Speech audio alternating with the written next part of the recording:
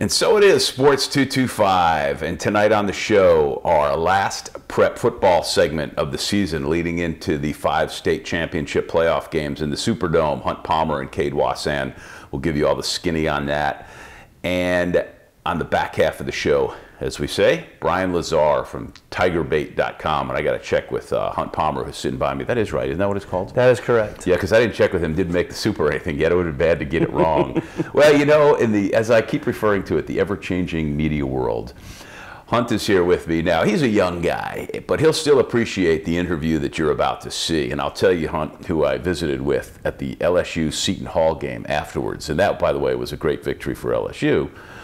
But in attendance were Djole Palfi, who was a former LSU player who went to Redemptorist. He was from the former Yugoslavia, and they transferred, I think, to one of the Montanas, Montana State, Montana this, Montana that. I didn't know there were multiple Montanas. Many Montanas, but he lives here in Baton Rouge. It was great to see him. Misha Mutavdzic, who transferred here from Wagner College. Wow. Another person from the former Yugoslavia who was just one of the best people ever. He now works for the federal government and works at the New Orleans airport, lives in Mandeville. He unfortunately never materialized to be the player that we thought he was going to be. In the summertime, the first time I saw him play in the gym, Shaquille was already a pro, and I watched him eat Shaquille alive down in that dungeon. I don't believe that for a second. I swear. And we thought, oh my gosh, this is going to be fantastic. And then the American game just wasn't suited for him, like the referees and things sometimes, you know. But what a wonderful person. And he was really good friends with a guy named Roman Robchenko, who was a Russian who had defected as a teenager to the United States, walked away from a team, went to Coney Island because they knew there were Russians there, and actually figured it out and stayed. He ended up at LSU. I asked him about Roman.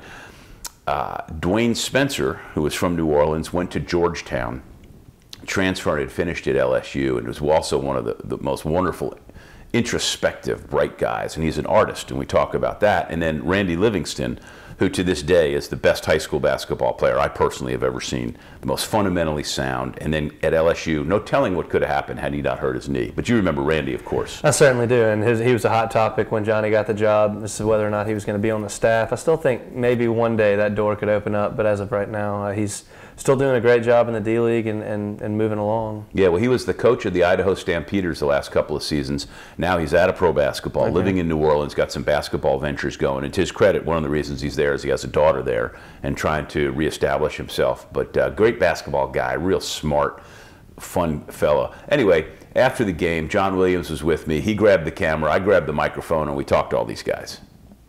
All right, you're gonna have to get creative here because I got former LSU Tigers from the mid-'90s, Djole Palfi. How you doing, man? Hey, good. How you doing, man? Good.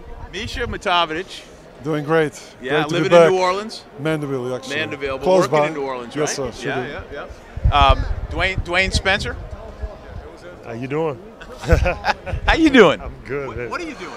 I'm actually a finance manager at a car dealership in New Orleans. Are you? Yeah, I've been doing that for the last 10 years after I stopped playing. Now, he's not really that much taller than me because I'm down one row on the bleachers. Now, you were an artist. Did you ever keep doing stuff? Absolutely. I actually have some stuff going on right now. I have a studio in my house, and I have a gallery in New Orleans that's representing me. So I have a few works that I'm working on. I'm actually have my own showing pretty soon. Okay. What gallery? Where can we find it? It's called Aradante. It's on Julia Street.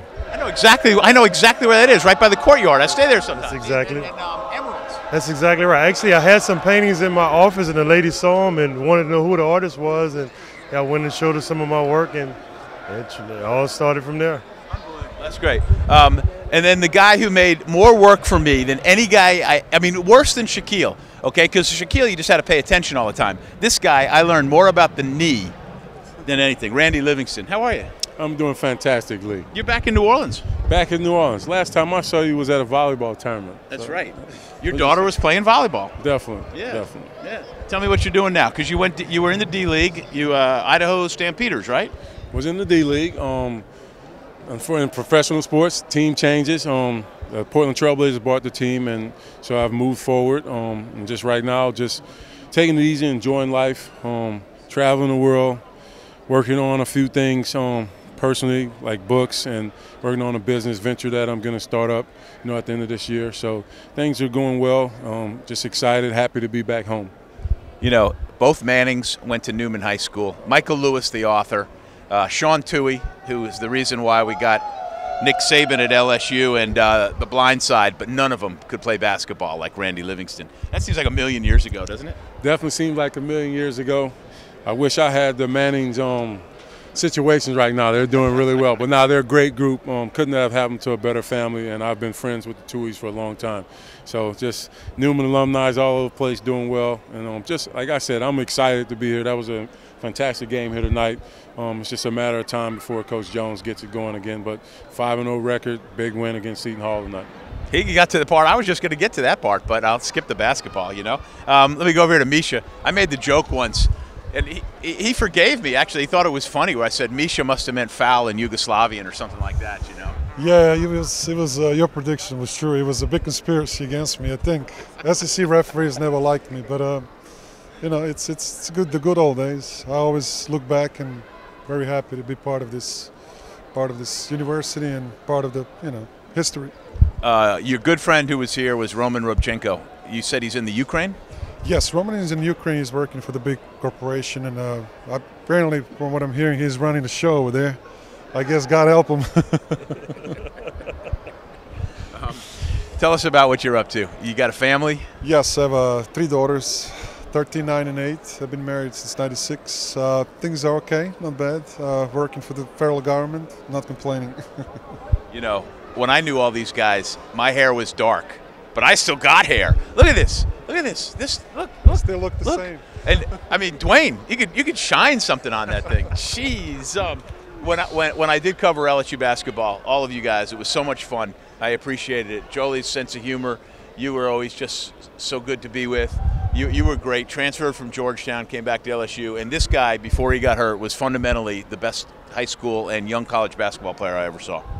Thanks, Lee. Appreciate it. Always a pleasure to do an interview with you, and this is a good thing. All the guys coming back. We'll see if we get more former Tigers to come back and support the team and come back to Baton Rouge. Yeah, and Misha, first game back. This is your first game since you played here? Yes, sir. The first game back, and I was just talking to Randy about it the other day. I was kind of, you know, nervous coming here, but it was so great to be back, actually. It was a fun game. This was really cool. All right, there you go. Wasn't that fun? That was really good. Anyway, Hunt Palmer's here. He is the sports writer for BayouBengalsInsider.com, where I write a column more often than not. Been pretty good about cranking out those columns this year. You absolutely have. After football games, basketball now seems interesting enough to try to figure something out to write about. So there's a lot of things happening over at BBI. Hunt's here. I've asked him to stick around for a segment and talk to me before he does the preps later with Cade. And then the second half of the show, Brian Lazar from TigerBait.com. Always an interesting fellow with a lot of unusual perspectives, but knows his stuff. And I don't know that he's ever been on Sports 225, so he was a Sports Monday guy back in the day. Just haven't had a chance to catch up with him. Well, bless his heart for coming on here and braving the fires of Sports 225. It's intense, huh? It is just that. Softball after softball. We'll be right back. I'm Lee Feinswog at Sports 225.